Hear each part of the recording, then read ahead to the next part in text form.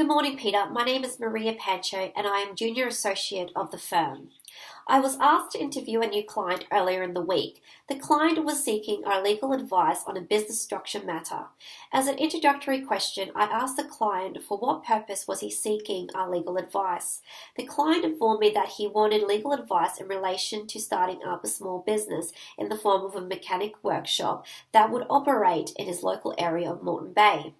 I then proceeded with the interview and I began with just some general questions about the business he wanted to start up.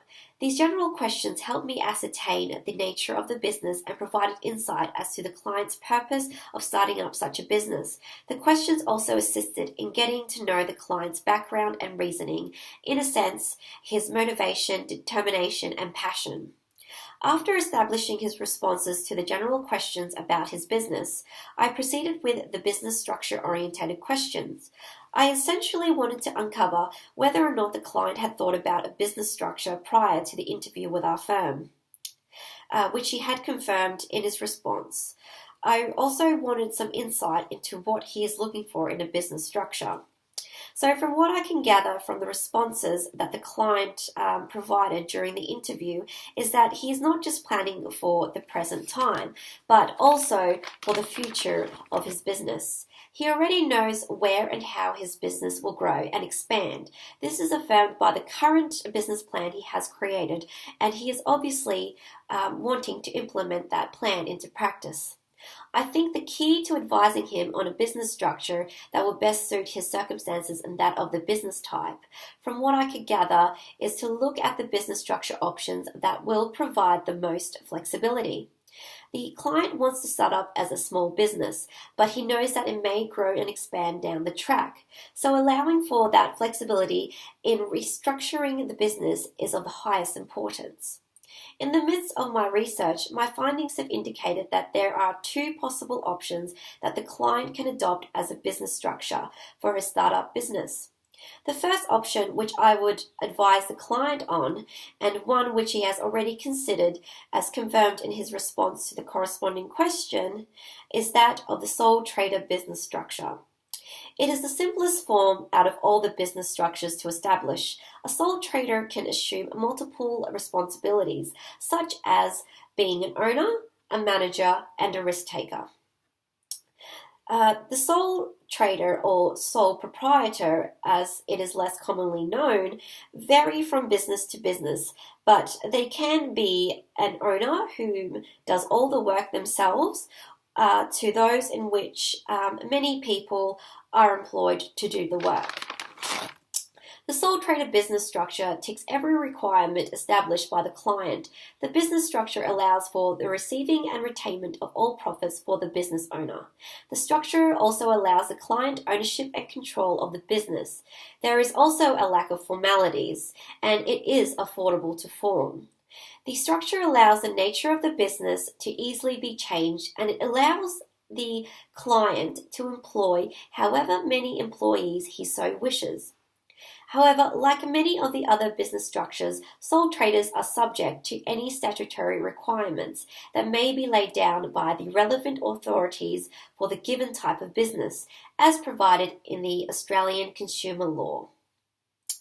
It is ascertained that the nature of the client's startup business will be a repair and maintenance mechanic workshop servicing automotive vehicles.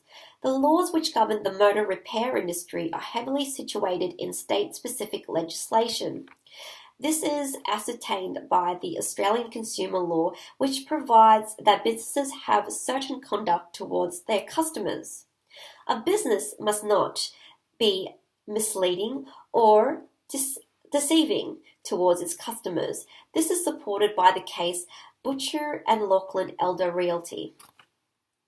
A business must not also use unfair contractual terms, as supported by the case Pacheco and Australian New Zealand Banking Group. To legally set up the business, the client must ensure that he applies for and receives the correct licenses to run his business successfully. The client will also need to obtain the necessary permits to operate a motor repair business. Also, depending on the business operations, he will need to meet the registration regulations as prescribed in the Business Name Registration Act, Section 23. Certification in relation to safety, modifying, storing hazardous substances, and operating work-specific machinery need to be completed, which again depends on the operation of the business. These specific certificates are compulsory under the Fair Trading Act legislation. They are also compulsory under the Workplace Health and Safety Acts and Regulations, Queensland.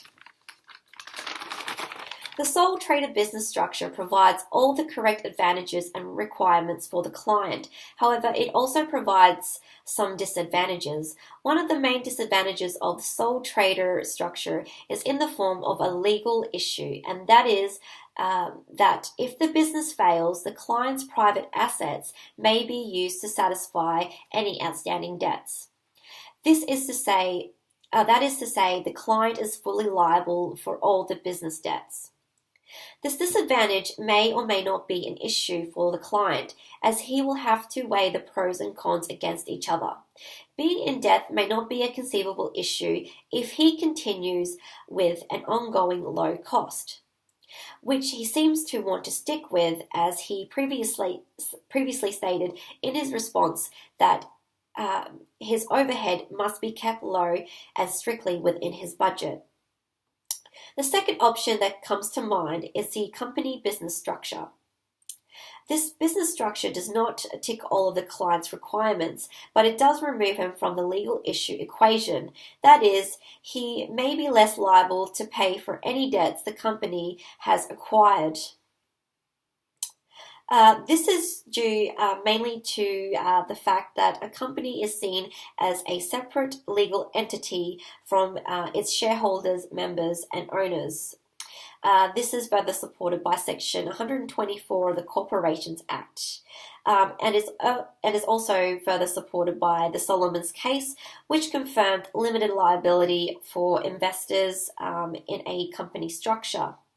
The Solomon's case also provided clarity within two other cases with respect to identifying a company as a separate legal entity. Such cases, the decisions favoured shareholders and directors alike.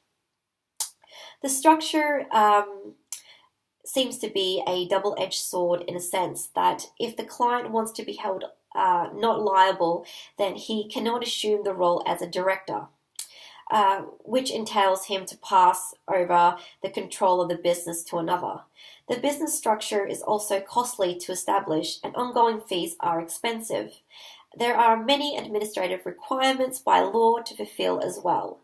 The legal responsibilities are abundant, and the operational aspects are quite complex.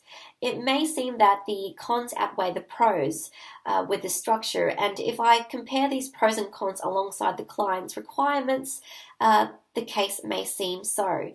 However, it may benefit the client in that the structure will allow his business to flourish without restricting it to the costs and operational aspects. The company structure will also allow the client to build and gain capital. If the client decides to adopt a company business structure, he will have to comply with the usual contractual and consumer laws, as with all businesses.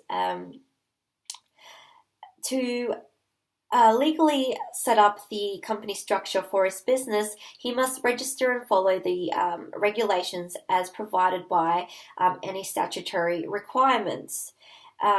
The Corporations Act 2001 provides that registration must be done through an application with ASIC.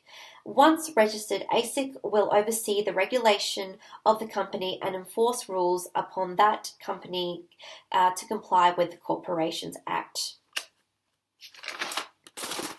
In conclusion, my take on the research findings is that these two business structures would be best suited for the client's business type. More so, I believe he should adopt the sole trader structure over the company structure.